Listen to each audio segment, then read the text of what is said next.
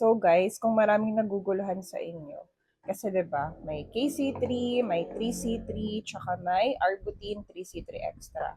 So, etong dalawa guys, si Arbutin 3C3 and si KC3 Arbutin is pang-mix to sa lotion. So, ginawa talaga sila para ihalo sa lotion. Though, pwede mo naman siyang gamitan na solo, pero sa gabi lang kasi wala tong SPF. So, pag magmi-mix kayo neto, kailangan nyo ng Vaseline, kailangan nyo ng The Elf Nano. So, tatlo yan. 1:1 yung ratio. Ito namang Arbutin natin na extra, ito yung bago sa market. Ito naman siya is lotion na siya talaga. So, pwede na kayong hindi mag-add dito ng lotion. Diretso na kayo sa The Elf natin. So, itong dalawa na lang yung inimix nyo. Pero kung ito yung gagamitin nyo, itong dalawa, kailangan nyo ng lotion, kailangan nyo ng serum, and pili na lang kayo dito sa dalawa.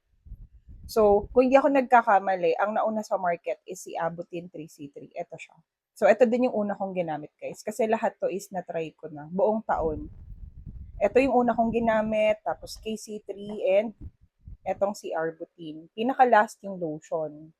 So, tatlo sila, pareho naman silang effective for me. So, nakakaputi talaga. Pag ayaw nyo mag-add ng lotion, ito yung i-check out nyo. Pag gusto nyo mag-mekos-mekos lotion, pili lang kayo dito sa dalawa. Abutin 3C3, made in Thailand, or etong galing ng Vietnam.